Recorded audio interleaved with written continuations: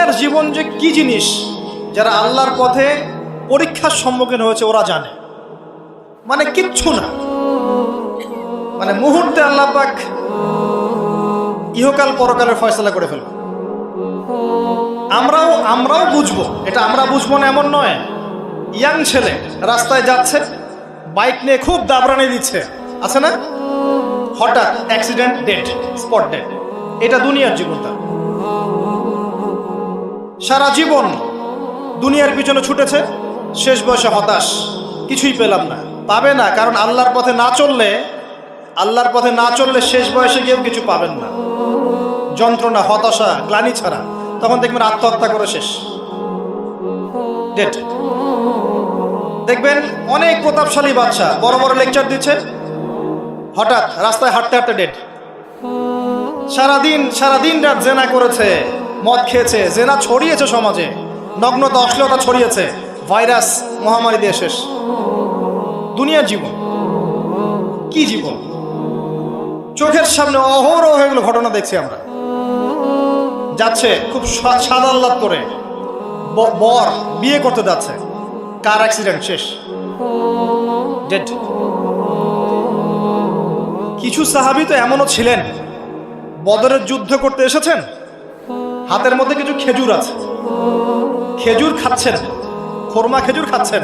তখন নবী সাল্লাল্লাহু আলাইহি ওয়াসাল্লাম দাঁড়িয়ে ভাষণ দিচ্ছেন যে ওয়াসাবিকু ইলা মাগফিরাতিন মির রাব্বিকুম ওয়া জান্নাহ। ওই যে আয়াতটা আছে, তোমরা এগিয়ে চলো তোমাদের রবের ক্ষমার দিকে এবং জান্নাতের দিকে। আরদুহা কাআরদিস সামাই ওয়াল আরদ, যার প্রশস্ততা আসমান এবং জমিনের সমান। সাহাবী খেজুর খেতে খেতে খেজুরটা ফেলে দিলেন। আরেকজন সাহাবী জিজ্ঞাসা করলেন যে খেজুরটা ফেলে দিলেন কেন? তিনি বলছেন এই খেজুরগুলো খেতে অনেক সময় লেগে যাবে। নবী সাল্লাল্লাহু আলাইহি ওয়াসাল্লাম এমন কথা বলেছেন, এটা শোনার পরে আমি আর এক সেকেন্ড নষ্ট করতে যাচ্ছি না। খেজুর ফেলে দিয়ে যুদ্ধে ঝাঁপিয়ে পড়লেন, দেন শহীদ হয়ে জান্নাতে চলে গেলেন। তারাও তো মৃত্যুর স্বাদ গ্রহণ করেছেন, তাই না? সুমাইয়া রাদিয়াল্লাহু আনহা, আবু জাহেল তাকে নির্যাতন করছে, তার লজ্জাস্থানে বর্ষা ঢুকিয়ে দিয়ে, চিন্তা করতে পারেন, লজ্জাস্থানে বর্ষা নিক্ষেপ করে হত্যা করলো। সুমাইয়া রাদিয়াল্লাহু আনহা দেখতে কালো বর্ণের, চেহারা সুন্দর নয়, হয়তো বা আপনার মতো সুন্দর নয়, জান্নাতে এখন হাসছে ইনশাআল্লাহ তাআলা। তার স্বামী ইয়াসের, আবু জাহেল তাকে পিটাতে মেরে ফেললো, সে মারা গেল, শহীদ হয়ে গেল। অনেক ওলামায়ে কেরামকে, ইমাম, মুস্তাহিদ, মুহাদ্দিস দেখবেন সারাটা জীবন এত মেহনত করেছেন দ্বীনের জন্য, বিয়ে শাদী করার সময় পান নাই। এমনও আছেন ইমাম এবং মুহাদ্দিস, জীবন তো তাদেরও ছিল। শুধু সাহাবী কেন, তাবেঈনদের দিকে তাকান, তাবেঈন তাকান, আমাদের 4 ইমামের দিকে তাকান। আবু হানিফা রাহিমাহুল্লাহ শেষ বয়সে জেলখানায়, কথিত আছে বিষ প্রয়োগে তাকে হত্যা করা হয়েছে। তার টাকার অভাব ছিল না, তিনি কিন্তু আমার মতো হতদরিদ্র ছিলেন না। আল্লাহ পাক তাকে সম্পদও দিয়েছিলেন, সমস্ত সম্পদ বিলিয়ে দিয়েছেন দ্বীনের জন্য। ইমাম শাফিঈ রাহিমাহুল্লাহ, তার দিকে তাকান। আহমদ বিন হাম্বল রাহিমাহুল্লাহ, তার দিকে তাকান। তাকে পিটানো হচ্ছে আর বাগদাদের রাস্তায় ঘোরানো হচ্ছে, কারণ সমাজের মানুষ ফতোয়া দিয়েছে একটা, তিনি ফতোয়া দিচ্ছেন আরেকটা। ওই যে হিল্লা প্রথা আর ঠিকা বিবাহ নিয়ে আর কি। তিনি বলছেন, ইলামু ইয়া আহলা বাগদাদ, হে বাগদাদের মানুষরা জেনে রাখো যে আমি কোশ্চিনকালেও এই প্রথাকে জায়েজ করলাম না। তোমরা চিনে রাখো যে আমার নাম আহমদ। জীবন তাদেরও ছিল। ইমাম মালিক রাহিমাহুল্লাহ, তাকে এত মার দেওয়া হয়েছিল, হাত বাঁধতে পারতেন না নামাজের মধ্যে, নামাজে হাত বাঁধতে পারতেন না। সাহাবীদের থেকে নেন, তাবেঈ থেকে নেন, তাবেঈ থেকে নেন, মুস্তাহিদ ইমাম থেকে নেন, দুনিয়ার জীবন তারাও কিন্তু ভোগ করেছেন, আর আমরাও ভোগ করছি।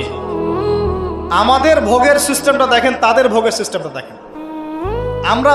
আমরা বাঁচছি দুনিয়ার জন্য, তারা বেঁচেছে পরকালের জন্য। আমরা দুনিয়ায় বাঁচছি দুনিয়ার জন্য, দুনিয়ার একটা চাকরি, একটা ব্যবসা, একটা পরিবার, একটা স্ট্যাটাস, বাড়ি গাড়ি, টাকা কড়ি, সম্পত্তি, এগুলোর জন্য। কিন্তু তারা বেঁচেছেন আল্লাহর জন্য, পরকালের জন্য। যে ব্যক্তি দুনিয়ার জন্য দুনিয়া করে, আল্লাহ পাক তাকে ইহকাল পরকাল দুটোই নষ্ট করে দিবেন। যে ব্যক্তি পরকালের জন্য দুনিয়া করবে, আল্লাহ পাক তার দুনিয়া গুছিয়ে দিবেন, আখিরাতও গুছিয়ে দিবেন ইনশাআল্লাহ। প্রথম কথা হচ্ছে এই যে দুনিয়ার জীবনকে প্রাধান্য দেওয়া যাবে না। দুনিয়ার জীবনের প্রতিটা কাজ আপনি একটা উদ্দেশ্যই করবেন, সেটা হচ্ছে আল্লাহর সন্তুষ্টি। বিয়ে শাদী করেছি কেন? আল্লাহর জন্যে। পরিবার গঠন করেছি কেন? আল্লাহর জন্যে। সন্তান নিয়েছি কেন? আল্লাহর জন্যে। দিন শিখেছি কেন? ইলম শিখেছি কেন? আল্লাহর জন্যে। চাকরি কেন করি? আল্লাহর জন্যে। প্রতিটা কাজ ইবাদত হবে যদি আপনি মুহাম্মদ সাল্লাল্লাহু আলাইহি ওয়াসাল্লামের তরিকা মেনে চলেন। ওয়া মা খালাকতুল জিন্না ওয়াল ইনসা ইল্লা লিয়াবুদুন, শুধুমাত্র ইবাদত করার জন্যই আল্লাহ পাক জিন এবং মানুষ জাতিকে সৃষ্টি করেছেন। আপনাকে আল্লাহ পাক এই হায়াতটা দিয়েছেন। এখন বাকি সময়টা চিন্তা করেন, আগামী 30-40 বছর কিভাবে কাটাতে চান? দুনিয়ার জন্য বাঁচবেন না আল্লাহর জন্য বাঁচবেন? যদি আল্লাহর জন্য বাঁচতে চান, সর্বশেষ হেদায়েত আল কোরআন এবং সর্বশেষ নবী মুহাম্মদ সাল্লাল্লাহু আলাইহি ওয়াসাল্লাম, এর বাইরে কিচ্ছু নাই ভাই। সারা দুনিয়ার মানুষ মিলে যদি বলে যে কোরআন সুন্নাহর মধ্যে আছে সুদ হারাম, কিন্তু সুদ হালাল হালাল হালাল, কোশ্চিনকালে হালাল হবে না। সারা দুনিয়ার মানুষ একটা মাঠে যদি এসে বলে সুদ হালাল সুদ ভালো, কোশ্চিনকালে হালাল হয়ে যাবে না, হারামই থেকে যাবে। সারা দুনিয়ার মানুষ যদি বলে পর্দা করার দরকার নাই, এটা সেকেলে সেকেলে সেকেলে, এটা সেকেলে হয়ে যাবে না, এটা ফরজ থেকে যাবে। কিচ্ছু নাই কোরআন সুন্নাহর বাইরে, কিচ্ছু নাই। যা আছে দেখছেন বোগাস, যার কোনো ভিত্তি নাই, মানুষের মন গড়া প্রবৃত্তির অনুসরণ। এখন আপনি যখন কোরআন এবং সুন্নাহর কাছে আসতে চাইবেন, তখন কিন্তু আপনি চতুর্দিক থেকে বাধা পাবেন। এই পথ চলাটা এত সহজ হবে না।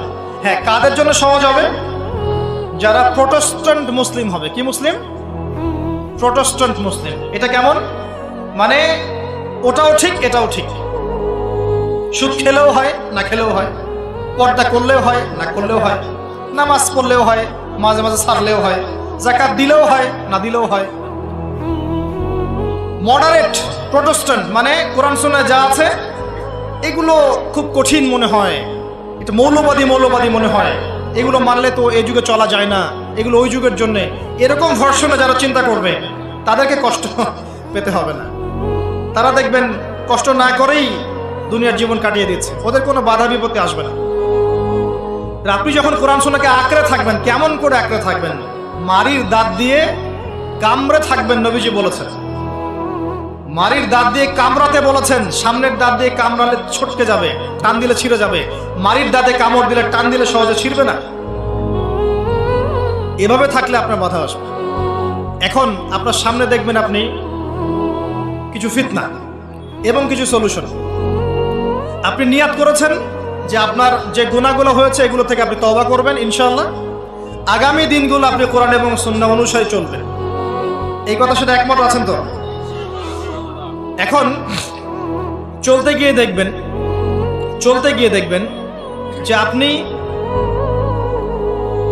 কিছু স্পষ্ট বিষয় দেখতে পারবেন যেগুলোর সাথে আসলে কোরআন সুন্নাহর খুব একটা মিল পাওয়া যাবে না। আপনি দেখবেন স্পষ্ট শিরক করছে মুসলিমরা, আপনি দেখবেন স্পষ্ট বেদাত করছে, আপনি দেখবেন হারাম খাচ্ছে। মুসলিম যুবকরা মাদক, পর্নোগ্রাফি, জেনা, ফ্রি মিক্সিং, আপনার জুয়া, ক্যাসিনো, এই যে আপনার টিকটক প্রজন্ম, এগুলো নিয়ে ব্যস্ত আছে। আপনি স্পষ্ট দেখবেন মেয়েরা বেহায়ের মতো ঘুরে বেড়াচ্ছে। আপনি স্পষ্ট দেখবেন যে আপনি হালালে থাকলে চাকরি পাচ্ছেন না। আপনি স্পষ্ট দেখবেন পরিবারের লোকজন কথা শোনে না। আপনি এমনও দেখবেন ওলামায়ে কেরামের মাঝে ঐক্য নাই, এমন দেখবেন। আপনি এমনও দেখবেন যে মানুষ দিনকে দুনিয়ার বিনিময়ে বিক্রি করে দিচ্ছে। আর এমন দেখবেন যারা আপনার উপরে আছে তারা দিন সম্পর্কে তেমন কোনো জ্ঞান রাখে না। এমন জটিল পরিস্থিতিতে আপনি কি করবেন তখন? এরপরে আপনি যখন বিশ্বের দিকে তাকাবেন তখন দেখবেন বিশ্বের সমস্ত পরাশক্তিরা ঐক্যবদ্ধ ইসলামের বিরুদ্ধে। বিশ্বের সমস্ত বড় বড় পরাশক্তিরা ঐক্যবদ্ধ ইসলামের বিরুদ্ধে। দেখবেন আপনি ইসলামের কোনো খিলাফা নাই, দেখবেন কোনো ইমাম নাই, কোনো আমির নাই, কোনো জামাআ নাই। দেখবেন আপনি সেই রকম সলফে সালেহিনদের যুগের মতো শৌর্য বীর্য, ব্যক্তিত্ব, গায়রাত কিচ্ছু নাই। মনে হবে যেন আমরা দাসত্বের শৃঙ্খলা আবদ্ধ হয়ে গেছে। তখন আপনি কষ্ট পাবেন মনে মনে। আপনার মধ্যে ঈমান থেকে থাকলে আপনি কষ্ট পাবেন, ভিতর থেকে কষ্ট ফিল করবেন। যদি প্যারালাইজড রোগী হয়ে থাকেন তাহলে কষ্ট ফিল করবেন না। চেতনা থাকে দিনের, কষ্ট ফিল করবেন। তখন আপনার স্ট্রাগল শুরু হবে। তখন আল্লাহ যদি আপনাকে বুঝ দেন, আল্লাহ দেখবেন আপনি কি করেন। আপনার মেধা দিয়ে আল্লাহ কি করেন, আপনি কি করেন, আপনার অর্থ দিয়ে আপনি কি করেন, আপনার হায়াতটা দিয়ে আপনি কি করেন, আপনার এই যে জনবল দিয়ে আপনি কি করেন, আল্লাহ আপনাকে যা দিয়েছেন তা দিয়ে আপনি দিনের জন্য কি করছেন আল্লাহ পাক তখন দেখবেন। এই জায়গায় আমি আপনাকে কিছু সলিউশন বলছি। এটা শুধু আপনাকে বলছি তা নয়, আমি নিজেও এটা ফিল করি, লালন করি। আর আমি এমন কিছু বলবো না যা আমি নিজে আপনার জন্য পছন্দ করি না। যেটা আমি নিজের জন্য পছন্দ করি সেটাই আপনাকে বলবো। প্রথম কথা, এখানে আপনাকে গাইডেন্স দিবে আল কোরআন। এরকম সিচুয়েশনে আপনাকে পথ দেখাবে অনলি আল কোরআন। এরপর নবী সাল্লাল্লাহু আলাইহি ওয়াসাল্লামের হাদিস। এখানে আপনার দায়িত্ব আসবে প্রথমত কোরআন পড়া শিখতে হবে। প্রথম কাজটা কি ভাই? কোরআন পড়া শিখতে হবে, তেলাওয়াত শিখতেই হবে, নিয়মিত তেলাওয়াত করতে হবে। একটা দিন যাবে না আপনার জীবনে যে কোরআন তেলাওয়াত আপনি করেন না, ইনশাআল্লাহ। বেশি থেকে বেশি করবেন, বেশি থেকে বেশি। আমার পরামর্শ হচ্ছে দিনে এক পারা করে করার চেষ্টা করুন। এরপর দায়িত্ব চলে আসবে আপনার কোরআন বোঝা। আপনি কিছু অংশ মুখস্থ করবেন, হিফজ করবেন, অর্থটা বোঝার চেষ্টা করবেন, কোরআনের ভাষাটা শেখার চেষ্টা করবেন। এর সব কিছু আপনি বুঝতে পারবেন না, তখন কি করবেন? আলেম ওলামার কাছে যাবেন, তাদের সোহবতে গিয়ে পড়ে থাকবেন। যে বিষয়টা বুঝতে পারছেন না জিজ্ঞাসা করে জেনে নেবেন। ফাসআলু আহলা যিকরি ইন কুনতুম লা তা'লামুন। এরপর কোরআনের আদেশ নিষেধগুলো আপনি মেনে চলবেন, নিজে, নিজের পরিবারে এবং নিজের অধীনস্থদের মধ্যে। এরপরে আপনি থেমে যাবেন না। কোরআনের দাওয়াত আপনি যতটুকু জানেন এটা মানুষের কাছে প্রচার করবেন। মাদ্রাসা করবেন, মসজিদ আবাদ করবেন, মক্তব চালু করবেন, কোরআনের একটা রেভলিউশন ক্রিয়েট করবেন। কোরআনের জন্যে আপনার জান মাল অর্থ বিলিয়ে দিবেন। ওই একটা ছোট্ট কাজ দেখবেন পরকালে জান্নাতে যাওয়ার ওসিলা হয়ে গেছে ইনশাআল্লাহ। তারপরে আপনি সুন্নতকে পাবেন। ওই সুন্নতের উপরে আপনার 24 ঘন্টাকে সাজাবেন। দিন রাত প্রতিটা আমল আপনি সুন্নাহ অনুযায়ী করার চেষ্টা করবেন। এরপরে গিয়ে আপনার দায়িত্ব আরো বাড়বে। এরপর দায়িত্ব চলে আসবে উম্মাহ কেন্দ্রিক। আপনার তাসকিয়া অর্জন করতে হবে, আত্মশুদ্ধি।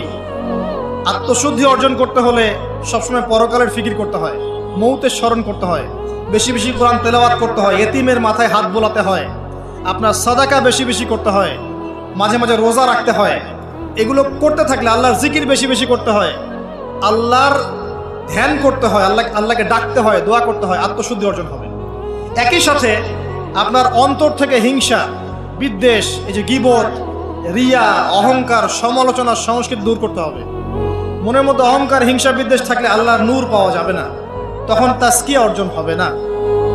আল্লাহর নূর না আসলে আপনি খিজির হতে পারবেন না, যে অনেক দূর পর্যন্ত দেখতে পারে।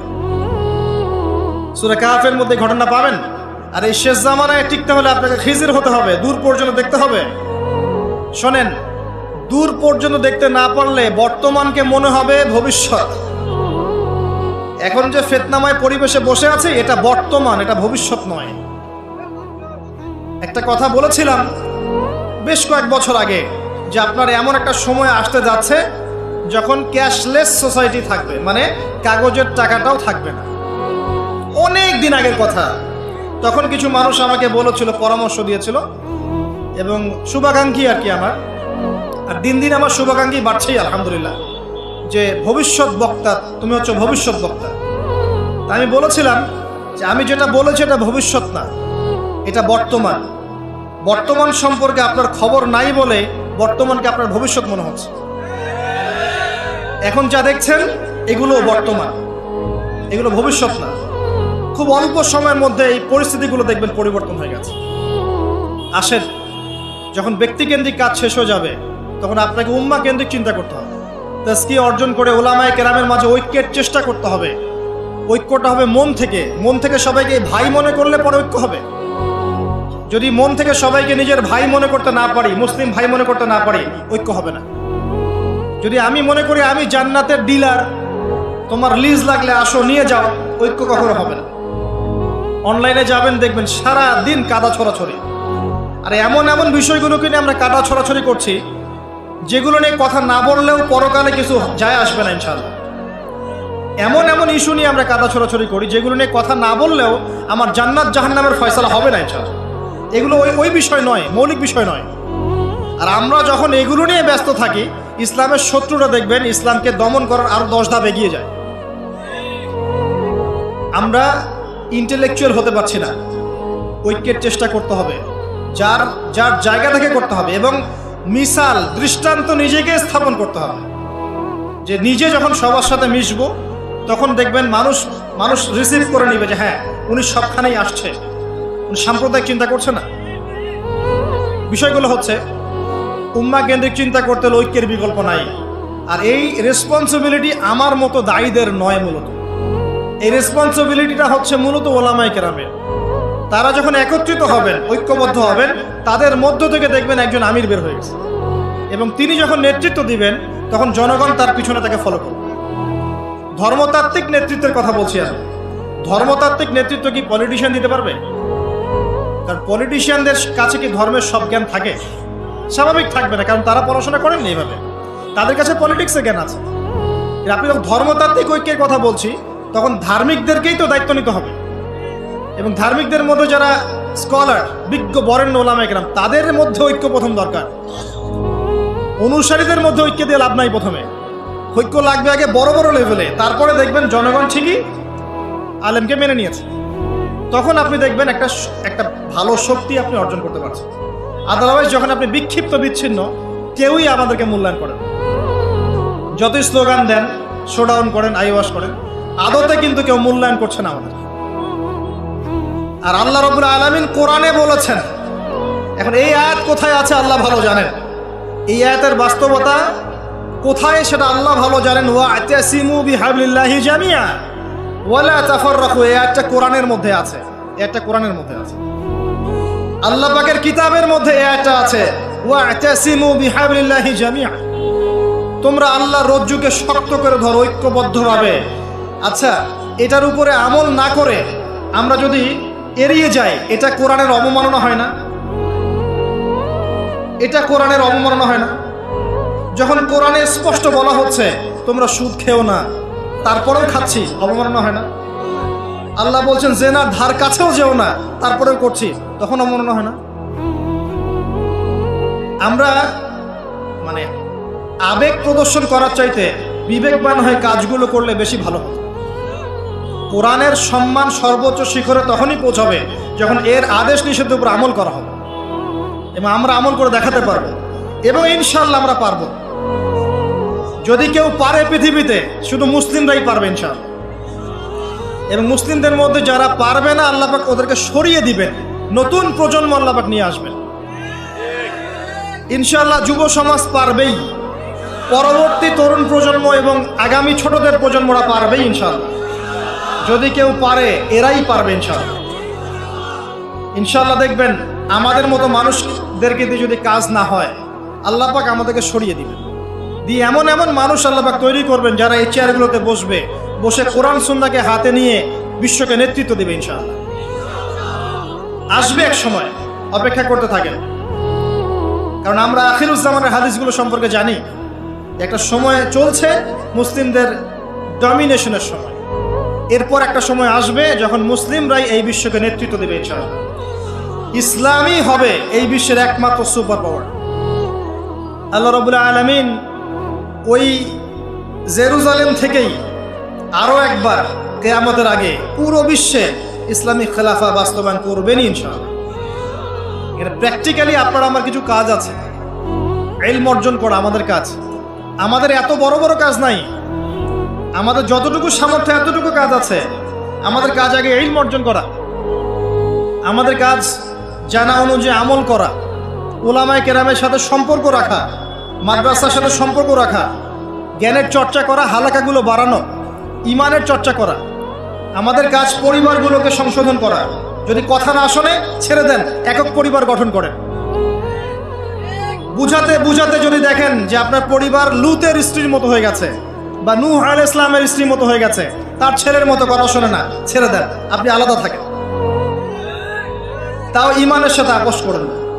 আসহাবুল কাহফ সমাজ, পরিবার সব ছেড়ে দিয়ে চলে গেছে, চলে যায় না? সব ছেড়ে দিয়ে চলে গেছে। যখন কেউ কথা শোনে না, একাই থাকতে হয় আল্লাহর রজ্জুকে ধরে। আল্লাহ পাক ইব্রাহিম আলাইহিস সালামকে বলেছেন, তুমি একাই একটা উম্মাহ। ইব্রাহিম, তুমি একাই একটা উম্মাহ। তো আমাদের কিছু কাজ আছে ভাই, ইমানের চর্চা করা, ইলম অর্জন করা, ওলামায়ে কেরামের সোহবতে যাওয়া, তাজকিয়া, আত্মশুদ্ধি অর্জন করা, অন্তরে আল্লাহর নূর পাওয়ার চেষ্টা করা, বেশি থেকে বেশি ইবাদত করতে থাকা, সময়কে মূল্যায়ন করা, জীবনটা গুছিয়ে নেওয়া। কারণ আমি এখানে থাকতে আসিনি, আপনি এখানে থাকতে আসেনি। আজকে থেকে 50 বছর পরে, 100 বছর পরে এখানকার একটা মানুষও বেঁচে থাকবে না। এখানে আমরা বসে আছি যারা, কেউ থাকবে না, এই বিশ্বের কোনো নেতা থাকবে না।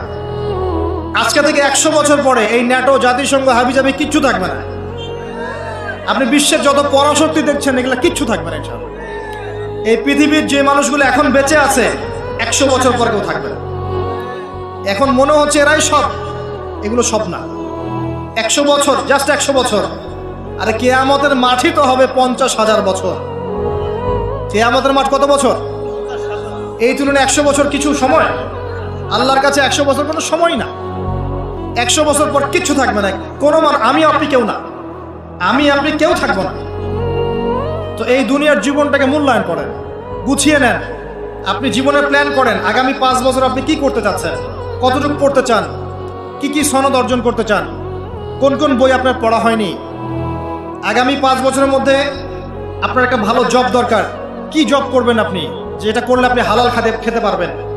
কত বছর আপনি বিয়ে করতে যাচ্ছেন এবং বিয়ের পর আপনি কিভাবে সন্তান প্রতিপালন করবেন। যখন আপনার বয়স 50 হবে তখন আপনার ছেলের বয়স কত হতে পারে, প্ল্যান করতে হয় জীবন সম্পর্কে। এবং আমি সেভ করব সম্পত্তি ভবিষ্যতের জন্যে, কিসে সেভ করব? আমি এমন সম্পত্তি যদি সেভ করি, জমাই, যেটার মূল্য সামনে গিয়ে কমে যাবে, তাহলে আমি ঠকবো। যদি আমি এমন সম্পত্তিতে সেভ করি যেগুলোর মূল্য বাড়বে, আমি জিতবো। জীবনকে নিয়ে প্ল্যান করতে হয়। এবং এই সময়টুকুতে আমি দিনের জন্য কি করতে চাই, দিনের জন্য আমি কতটুকু করতে চাই। আমার দ্বারা কি একটা মসজিদ করা সম্ভব না? আমার দ্বারা কি একটা মাদ্রাসা করা সম্ভব না? আমি কি একটা এতিম প্রকল্প করতে পারি না? আমি কি একটা বিধবাদের প্রজেক্ট করতে পারি না? আমি কি একটা মা বোনদেরকে নিয়ে সেলাই মেশিনের কোনো প্রজেক্ট করতে পারি না? আমি কি মানব সেবামূলক কিছু কাজ করতে পারি না? ছোট্ট একটা সামাজিক সংগঠন করতে পারি না? কিছু একটা তো করতে পারি আমি। আল্লাহ পাক কি আমাকে কোনো প্রতিভা দেন নাই? আল্লাহ পাক কি আমাদেরকে কোনো প্রতিভা দেন নাই? একজন আলেম হয়ে আমি কি 100-200 ছাত্র বের করতে পারি না? একটা বড় এমন একটা প্রতিষ্ঠান কি করতে পারি না যেখান থেকে বছরে বছরে মাশাআল্লাহ বিশ্ব বরেণ্য আলেমরা বের হবে? পারি না? কিছু তো পারি। আল্লাহ পাক কিছু তো শক্তি আমাকে দিয়েছেন। আল্লাহ পাক তো বলেননি আমাকে এখন অস্ত্র নিয়ে নামো মাঠে, বলেছেন? আমার তো পরিবেশই নাই। বাংলাদেশের মানুষ 90% মুসলিম বলছি আমরা, দেখবেন 80% নামাজ পড়ে না, দেখবেন 80% কোরআন পড়তে জানে না, যাকাত দেয় না, পর্দা করছে না, যুব সমাজের জীবনের উদ্দেশ্য ঠিক নাই, সারা দিন রাত অপসংস্কৃতি নিয়ে পড়ে আছে। এখন বেসিক কাজগুলো না করে কি আপনি বড় রেজাল্ট পাবেন? কখনো না। এই বেসিক কাজগুলো আমরা করতে পারি। এবং সবচেয়ে বড় একটা কাজ হচ্ছে আমাদের জায়গা থেকে উম্মার মাঝে ফাটল সৃষ্টি না করে ইউনাইটেড করার চেষ্টা করা যায়। আর আমাদের পরবর্তী প্রজন্ম, স্পেশালি এই তরুণদের প্রজন্ম, তরুণীদের আর আমাদের পরের ছেলে মেয়ে যারা আসবে, সোনামণি, এদেরকে আপনি আগামী বিশ্বের জন্য তৈরি করেন। এটা বড় চ্যালেঞ্জ। বড় বড় আলেম তৈরি করেন। দেখেন দিন দিন আলেমদের সংখ্যা কমে যাচ্ছে। আমার মতো নগণ্য মানুষকে যখন এই চেয়ারে বসে কথা বলতে হয়, তখন তো আমি বুঝতে পারছি যে আলেমের সংখ্যার আজকে কি অবস্থা। আমি তো আলেম নই, কথা বলতে হচ্ছে। কিছু মানুষ আমার কথা শুনছে, তার মানে বুঝতে পারছি আলেমদের সংখ্যা কত কম। বড় বড় ওয়ার্ল্ড রিনাউন্ড আলেম তৈরি করতে হবে। ইমাম বুখারীর মতো, আবু হানিফা রাহিমাহুল্লাহর মতো, আহমদ বিন হাম্বলের মতো কে তৈরি করবে? এটা কি আমার পক্ষে করা সম্ভব? একার পক্ষে করা সম্ভব?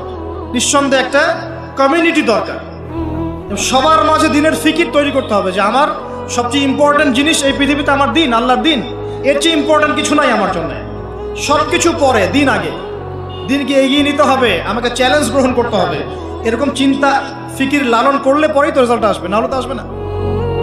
দেখেন, আমরা আমাদের মতো মানুষ যারা আছে, এরা একটা জাতিকে নেতৃত্ব দিতে পারবে না।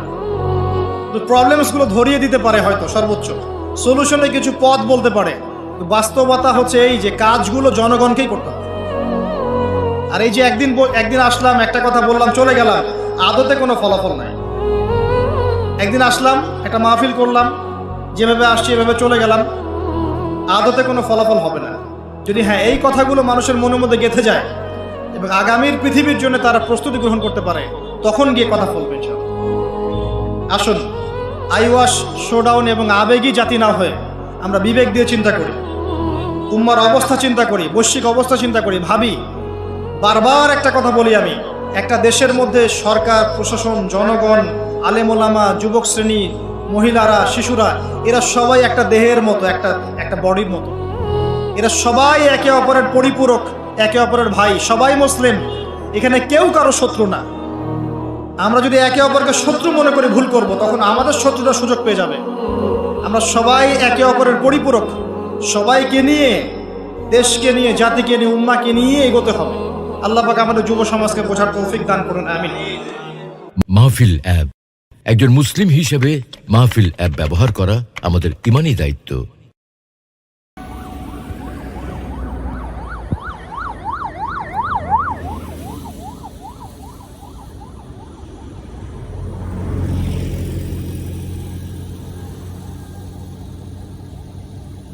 আজকের এই দৃশ্যটা আসলেও সুন্দর।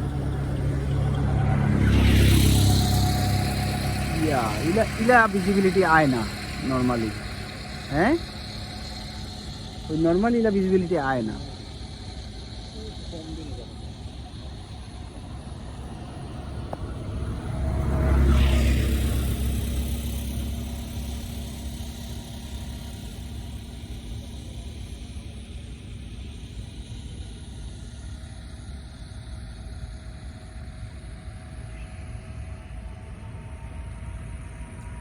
ডেঞ্জারাস কোন রকম।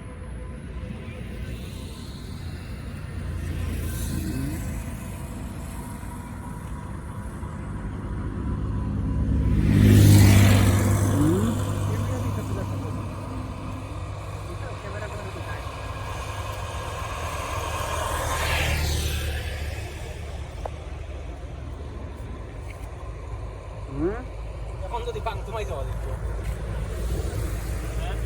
ও ব্লুবার্ড যাবা, ব্লুবার্ড এরাও থামি গেছে আইয়া।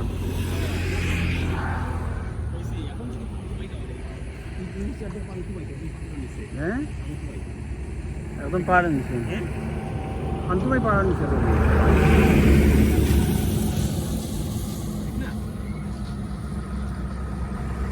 ভয়াবহ গন্ধ রে, মানে গরুর ইয়েও ভালো লাগে। বটর যে আসল যে সুন্দর যেটা ও যাবেন একবারে গুড়ার থাকে গিলা। আসল যে সুন্দর কেন বা তোমারটা তো বালা